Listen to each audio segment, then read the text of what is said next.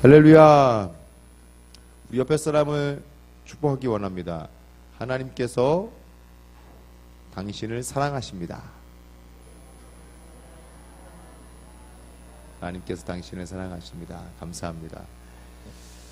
오늘 말씀은 우리 에베소서 6장 4절 말씀을 함께 봉독하도록 하겠습니다. 에베소서 우리 6장 4절 말씀을 우리 함께 한 목소리로 봉독합니다. 아버지는 자녀들의 마음을 상하게 하거나 화를 돋우지 말고 주님의 훈계와 가르침으로 잘 키우십시오. 아멘.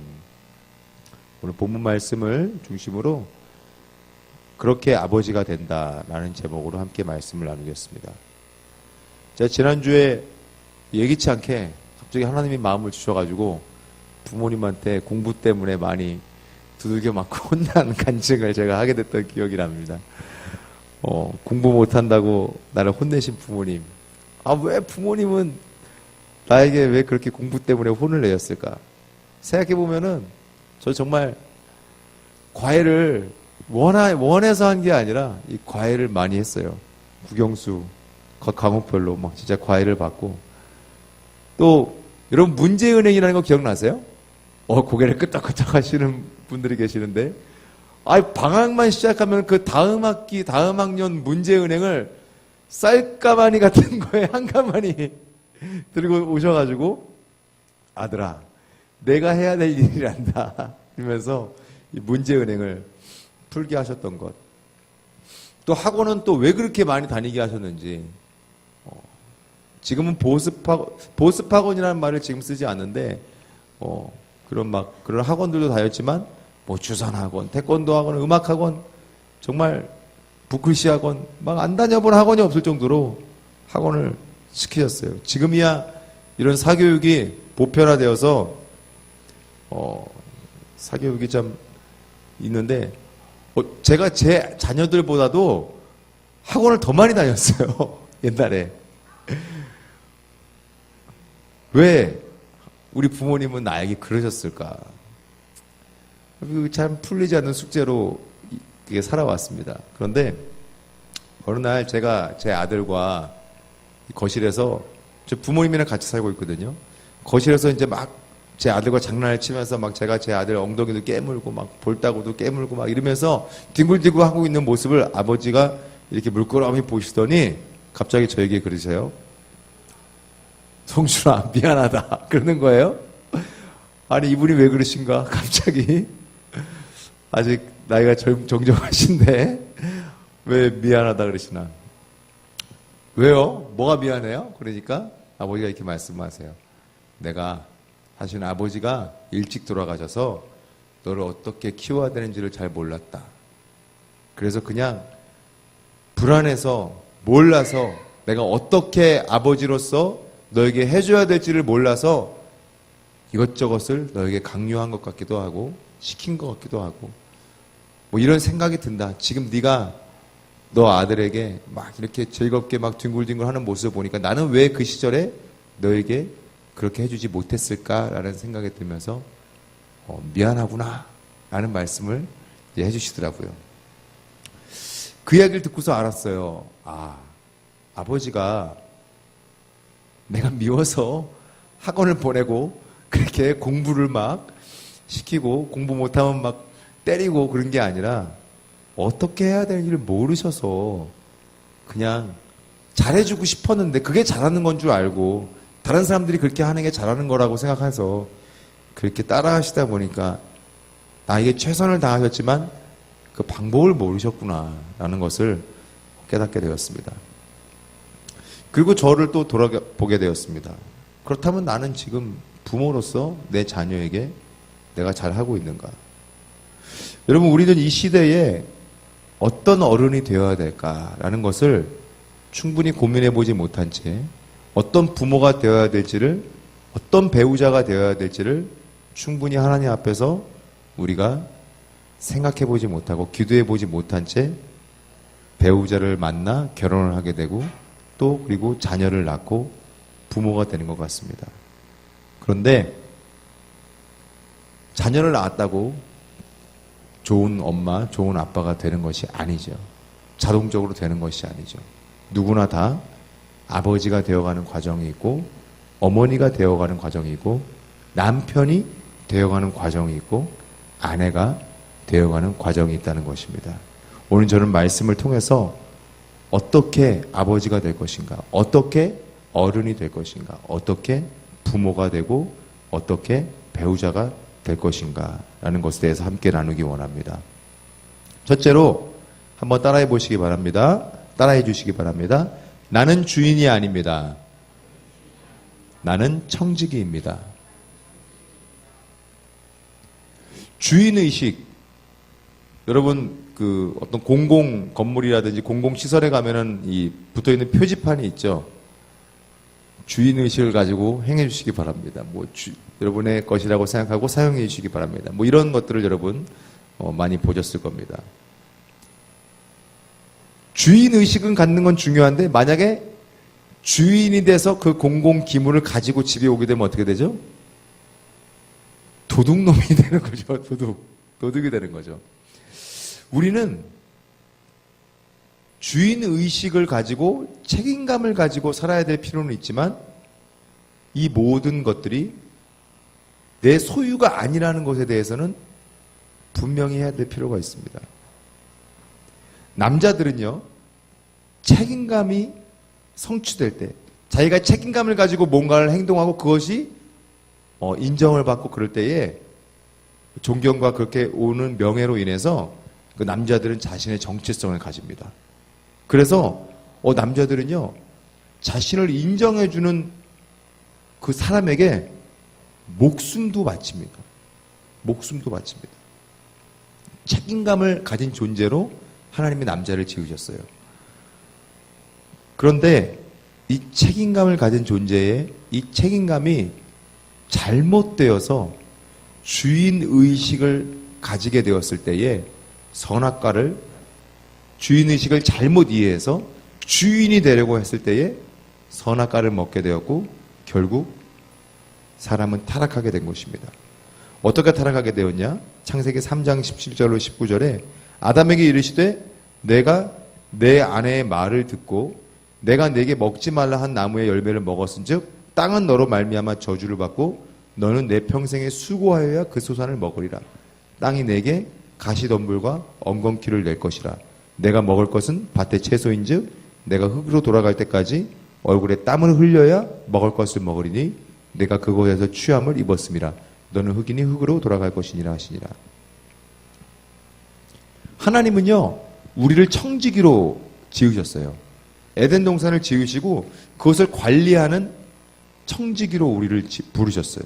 그런데 우리는 스스로 그 에덴 동산의 주인이 되려고 했을 때에 이러한 삶의 고난이 다가오기 시작했다는 겁니다.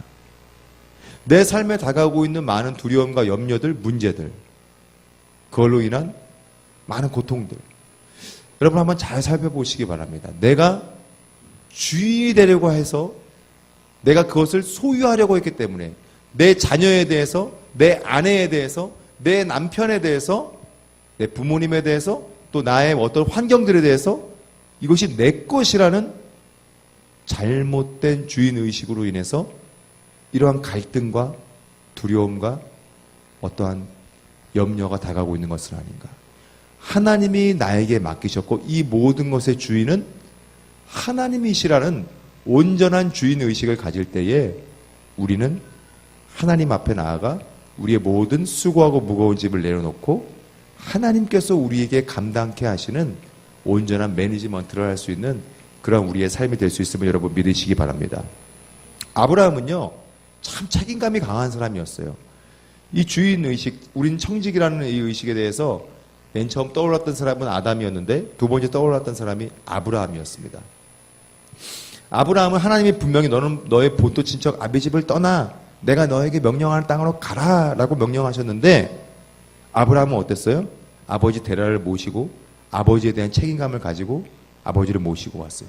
또 자식이 없었는데 정말 내 아들같이 여겼던 정말 친밀했던 조카 롯도 챙겨가지고 떠났어요. 그리고 그의 삶 가운데에 자기가 원해서 그렇게 됐던 건 아니지만, 계획해서 그렇게 된 건 아니지만, 아내 사레가 하갈과 동침을 해서 자녀를 낳아라라고 해가지고 동의해서 또 하갈로 말미암아 남은 그 이스마엘까지에 대한 책임감 때문에 항상 이 아브라함은 불안하고 두렵고 염려가 가득했던 삶을 살았던 것을 우리가 보게 됩니다. 그러한 동일한 두려움과 염려가, 하나님 분명히 떠나라고 명령하셨고 너에게 꿈을 주었고 내가 너를 통해서 이러한 꿈을 이뤄갈 거야 라고 명령하셨는데, 우리의 삶 가운데에 우리도 모르게 이것저것 주섬주섬 나의 주머니에 챙기고 내가 떠나지 못하고 있는 그러한 것들로 말미암아 이러한 잘못된 책임감을 가지게 되고, 그것들로 인해서 다가오는 두려움과 염려가 우리의 삶 가운데 있을 수 있다는 것입니다. 우리는 우리의 주머니에 무언가를 책임지겠다고 넣을 수는 있습니다. 그런데 문제는 우리는 그러한 일들을 책임질 수 있는 능력이 없다는 것이죠. 남편으로서 내가 어떠한 한 여자를 정말 잘 내가 돌볼 수 있을 것이다, 내가 이 여자를 행복하게 해줄 거야 라고 생각해서 아내에게 청혼을 하고 그리고 결혼을 했을 것입니다. 그런데 그게 잘 됩니까? 우리 형제님들, 여러분들은 훌륭하십니다. 여러분들은 항상 저보다 너무나 훌륭하셔서 저를 부끄럽게 만드십니다. 또 아내분들도 마찬가지죠. 내가 이 아이를 낳고 이 아이를 가지고 이 아이를 낳아서 잘 키울 수 있을 거라는 그런 마음과 그런 믿음으로 아이를 낳았지만, 정말 우리가 그 아이들이 원하는 만큼 또 그 아이들을 정말 하나님이 원하시는 모습으로 우리가 잘 양육하고 키워가고 있습니까? 항상 부족함을 느끼죠. 항상 뭔가가 차지 못하고 있는 것 같다. 내 아이를 내가 화를 돋우고 있지 않는가 라는 그러한 생각을 하게 됩니다. 우리가 온전히 남편으로서 또 아내로서 부모로서 가정을 책임지기 원하고, 또 그리고 나의 삶을 정말 책임지는 삶을 살기 원한다면은 우리는 이 모든 책임감을 가지고 예수님의 십자가 앞에 그 모든 주권을 돌려드려야 된다는 사실을 여러분 믿으시기 바랍니다. 우리가 주님께 나아가 이것의 소유권자는 하나님 제가 아님을 깨달았습니다. 주님께 그 주권을 올려드릴 때에 주님께서는 야, 네가 가져갈 때는 언제고 이제 가져오냐라고 절대 말씀하지 않으십니다. 정말 너가 이렇게 나오길 기다렸단다. 정말로 기뻐하시며 여러분들을 안아주시고 또 우리에게 그 모든 책임권을 다시 취하시면서 우리를 자유케 하시고 그분으로부터 말미암는 그 능력과 평안과 기쁨으로 우리의 삶의 모든 두려움과 염려를 감당할 수 있는 힘을 또한 우리에게 허락하심을 여러분 믿으시기 바랍니다. 우리의 모든 책임감에 참된 해결자 되시는 전능하신 하나님 앞에 나아가는 여러분과 제가 되기를 주님의 이름으로 축원합니다. 둘째로, 우리의 삶에 있어서 우리가 어떤 어른이 되어야 될지, 어떤 부모가 되어야 될까? 나의 주인은, 한번 따라해 주시기 바랍니다. 나의 주인은 내가 아니라 오직 하나님 한 분이십니다. 오직 하나님 한 분이십니다. 아멘. 이 부분에 대한 키워드로 충성에 대한 것을 떠올리게 되었습니다. 여러분 스승이 있으십니까? 스승? 마음속으로 존경하고 항상 그 스승을, 어떤 문제가 있을 때에 그 스승을 떠올리면서 정말 그 스승님이라면 어떻게 하였을까? 물론 예수님께서 우리의 가장 좋은 어떤 스승이 되시고 가이드가 되시고, 또 어떤 분들은 아마 부모님이 아버지의 모습을 통해서, 어머니의 모습을 통해서 그런 분들을 아마 생각하실 수 있을 것 같습니다. 그런데 우리가 지금 살아가는 이 시대에 많은 사람들이 스승이 없는 채, 살아가는 것을 우리가 경험하게 됩니다. 예전에 한번 그 어떤 책을 보다가 우치다 타츠루라는 그 일본 그 사범대 여대 사범대 교수였다가 은퇴를 하신 이 우치다 타츠루라는 분이 쓴 스승은 없다라는 책을 본 적이 있습니다. 책의 내용이 이렇습니다. 이 교수님이 이제 학생들을 가르치는데 학생들이 영 예의도 없고, 그리고 뭐 기본적으로 이 일본어 히라카나 뭐죠? 다나카나 뭐 하여튼 그거 일본 기억리을 디글리을 그거를 읽을 줄 알아야 되고 그 뜻을 의미를 알아야 되는데 기본적인 단어라고 생각했는데 그거를 못 읽고 그 의미를 잘 모르고 있다는 것을 깨닫게 되었대요. 그래서 야, 왜 이 학생들의 이렇게 되었나? 왜 이 학생들의 기본적인 수준이 정말 대학생이 될 만한 기본적인 수준이 안 되는, 어떻게 이렇게 되었을까라고 생각하다가 연구를 하다 보니까 알게 된 사실이, 이 아이들은요 비즈니스에 너무나 능숙하다는 걸 알게 되었대요. 어렸을 때부터 야, 너 울지 마 그러는데 울지 않으면 사탕 줄게, 울지 않으면 TV 볼 수 있게 해줄게, 뭐 이런 거래 문화에 익숙한 아이들이라는 것을 깨닫게 되었대요. 그래서 자기들이 돈을 내고 와서 교수님한테 수업을 듣잖아요. 강의를 듣고 그러잖아요. 그러면은 돈을 내고 내가 지금 저 교수님을 고용한 거야. 그리고 내가 지금 이 시간을 내가 산 거야. 그러니까 내가 여기서 뭐 강의 시간을 떠들든지 내가 할 일을 하든지 수업에 집중하거나 집중하지 않는 것은 그것은 내 자유야. 그런 의식이 있다는 거죠. 이런 문화가 전반적으로 그 일본 사회에 흐르고 있다 보니까 자동적으로 아이들이 공부에 막 전념하고 그런 게 아니라 그냥 뭐 스승에 대한 어떤 그런 존경은 뭐 말할 것도 없고 그냥 내가 고용한 그런 사람으로 착각하게 되었다는 거죠.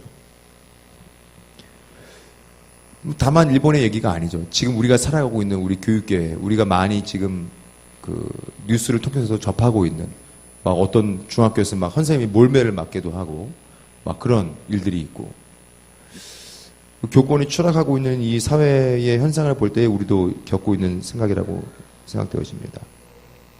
충성.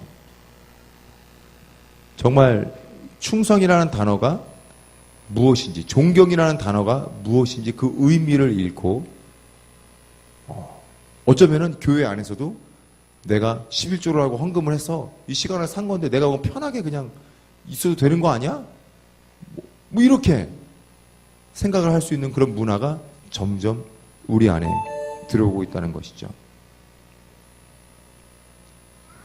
나의 주인, 내가 나의 삶의 주권을 가지고 있다고 생각할 때에 우리는 내가 내 삶의 주인이라고 착각을 할 수 있다는 것을, 이 삶의 소유권자는 나라고 착각을 할 수 있다는 것이죠. 나에게 생명을 준 사람이 하나님이 아니라 내 생명의 주도권자는 나라는 착각을 할 수 있다는 것이죠. 그리고 때때로 우리는 우리의 삶 가운데에 두려움과 염려로 인해서 내 삶의 주도권을 좀 맡기고 의탁하는 그런 행동도 할 때가 있다는 거예요. 많은 젊은이들이 직장에, 좋은 직장에 자기를 의탁하기도 해요. 어떤 청년들은 자기의 삶을 좋은 학교에 의탁하기도 해요. 그 학교에 가면 나의 어떠한 삶을 책임져 줄 수 있을 거라고 생각하고, 이 직장에 가면 나의 삶을 책임져 줄 수 있을 거라고 생각한다는 거죠. 그러면 점점 우리의 생각 속에서 내 삶의 주인이 하나님이라는 생각이 아니라 내 삶의 주인이 직장, 상사, 그리고 내 삶의 주인이 학교, 이런 곳으로 빠져간다는 것이죠. 지난번에 한번 잠깐 나눈 것 같은데, 어린이날 정말 진풍경을 볼 때가 있어요. 아이들이 막 길거리에서 엄마한테 막 엄청 혼나고 있고, 그 아이들의 손에는 엄청난 장난감이 들려져 있는데 그 장난감을 들고 있는 그 아이들이 부모님한테 막 혼나고 있는 그 장면을 제가 몇 번을 본 적이 있습니다. 이 아이들은 그럴 때부터 배우는 거예요. 내가 이렇게 혼나고 있는 거는 이 장난감을 소유해야 되기 때문에 부모님은 나한테 이 장난감을 힘들게 사줬기 때문에 나는 혼나도 될, 부모님은 나한테 혼내도 될 권리가 있고 나는 혼나도 될 자격이 있어라고 착각을 하게 된다는 거죠. 어쩌면요, 자녀에게 장난감을 사줄 수 없는 형편이라면은, 야, 미안하다. 나는 그렇게 부자가 아니야. 솔직하게 엄마 아빠는 이 정도의 소유, 너에게 이런 장난감을 사줄 수 있을 만한 그런 능력은 없단다. 그 사실을 인정을 하고, 그렇지만 내가 너한테 이 정도는 해줄 수 있어.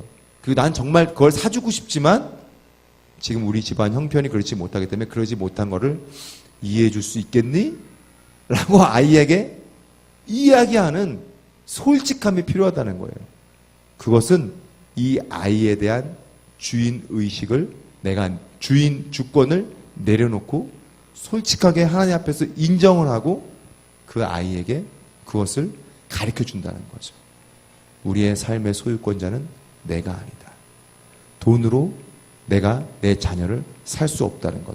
어떤 장난감으로, 어떠한 혜택으로 내 아이에게 내가 주권을 행해서는 안 된다는 것이죠. 왜냐하면 우리의 주인은 오직 하나님 한 분뿐이시기 때문입니다. 이 주권을, 주인의식을 우리가 잘못 가지게 되면요, 분노가 일어나요. 분노가. 아이에 대해서, 남편에 대해서, 아내에 대해서, 배우자에 대해서, 또 누군가와 교제하고 있는 분이 계시다면 결혼을 위해서 그 교제하고 있는 그 대상을 향하여서 주인의식을 잘못 가지게 되면 분노를 가지게 될 수 있습니다. 왜? 내가 당신한테 이만큼 해줬는데 당신에 대한 나의 권리가 있지 않는 거야? 이렇게 착각을 하게 되면 부딪히게 되는 거죠. 우리는 우리의 주권을 오직 하나님 한 분을 향하여 충성하시는 여러분과 제가 되기를 주님의 이름으로 축원합니다. 빌립보서 2장 5절에서 8절 말씀을 읽어드리겠습니다. 가장 하나님께 충성하신 분에 대한 이야기가 나옵니다. 예수님처럼 생각하고 행동합시다.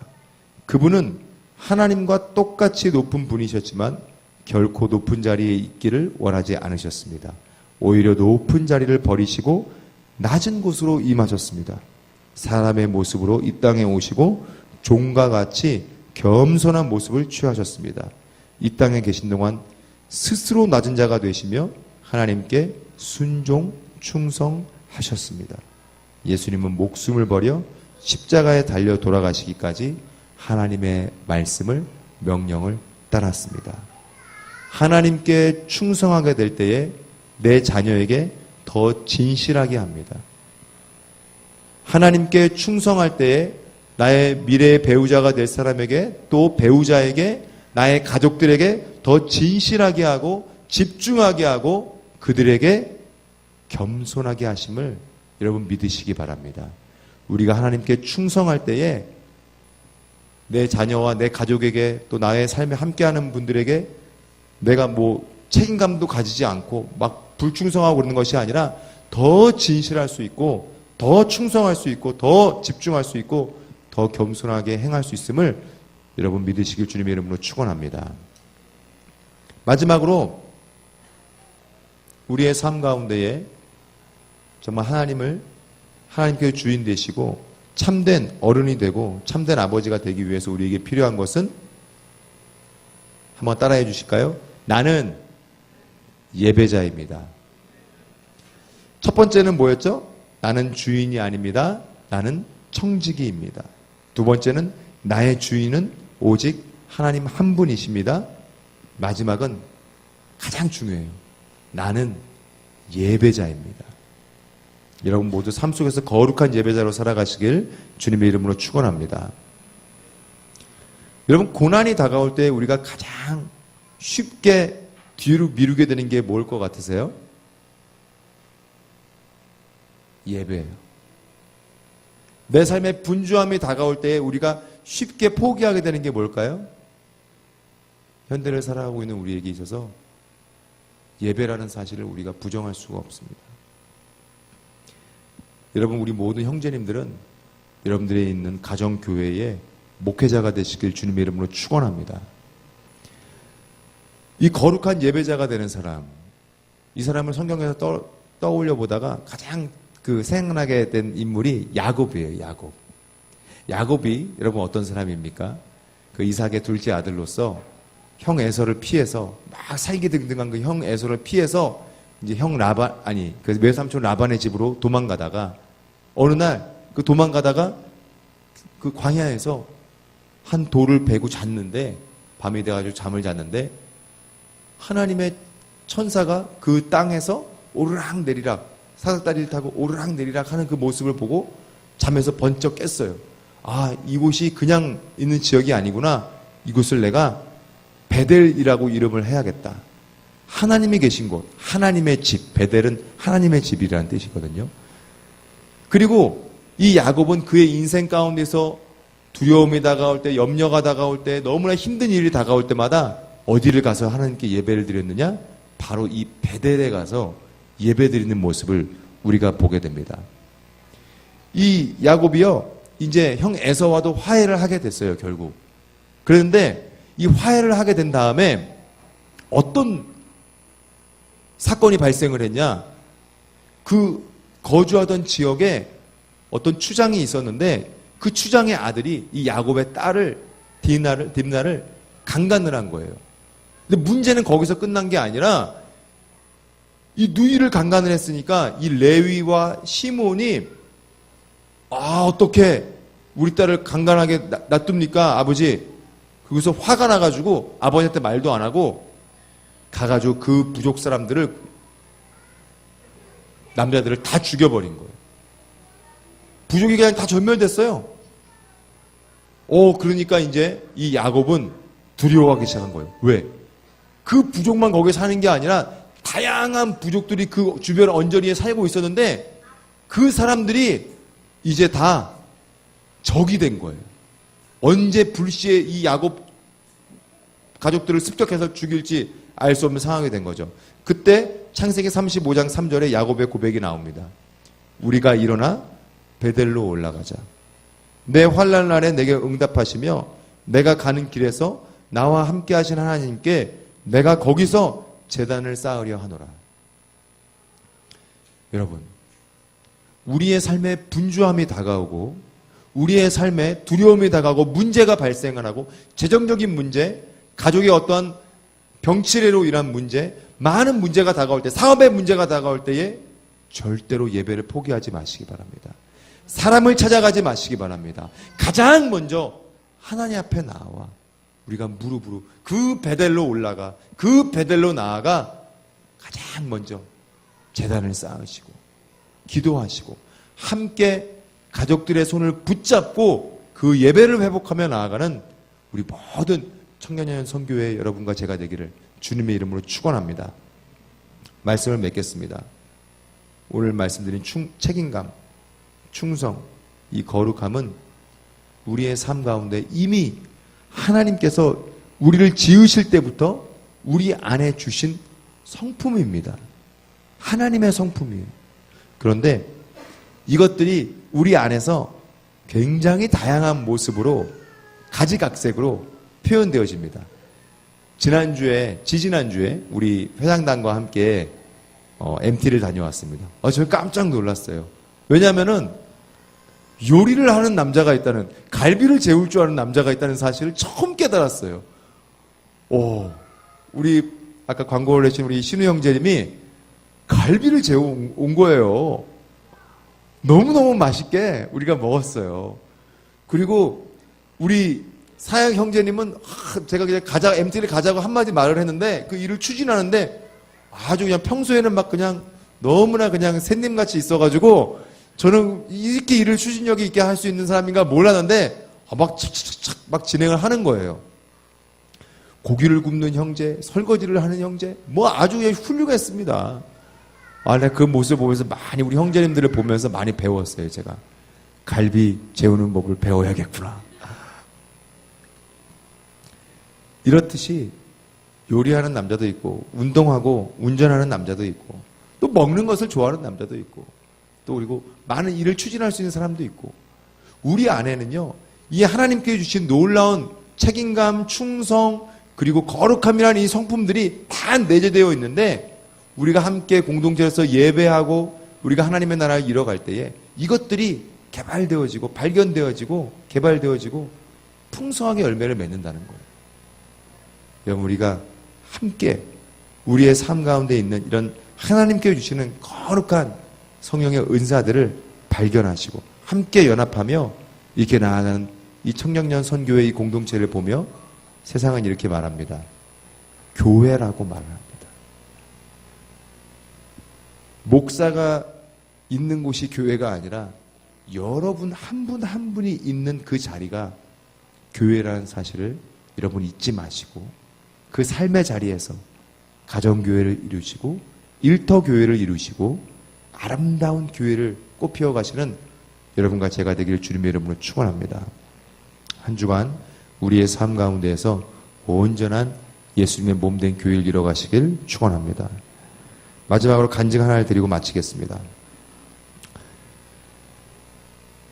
저는 제 가정에 이 통장을 아내에게 다 맡겼습니다.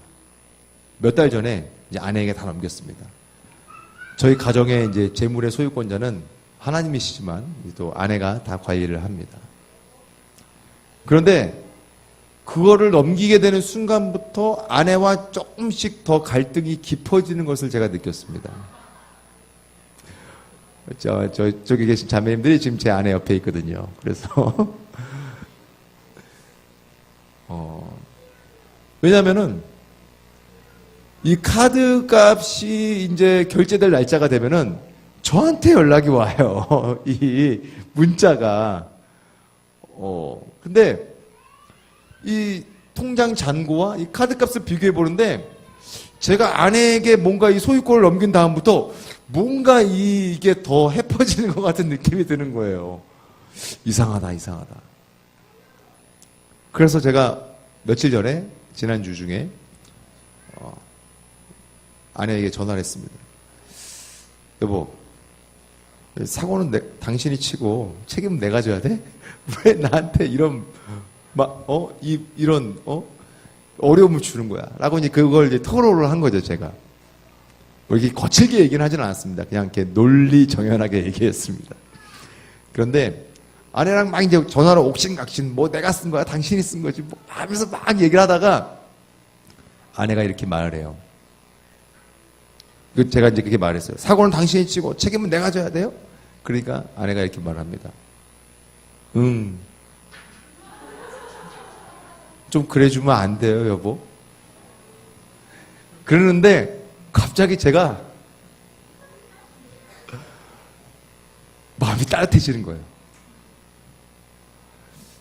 화를 내고서 긴장을 하면서 내가 막 이렇게 얘기를 하고 있었는데 갑자기 내 입꼬리가 올라가면서 미소가 지어지고 그 한마디에 제 마음이 좀 그래주면 안 돼요? 라고 부탁을 하는 그 음성을 듣는 순간 막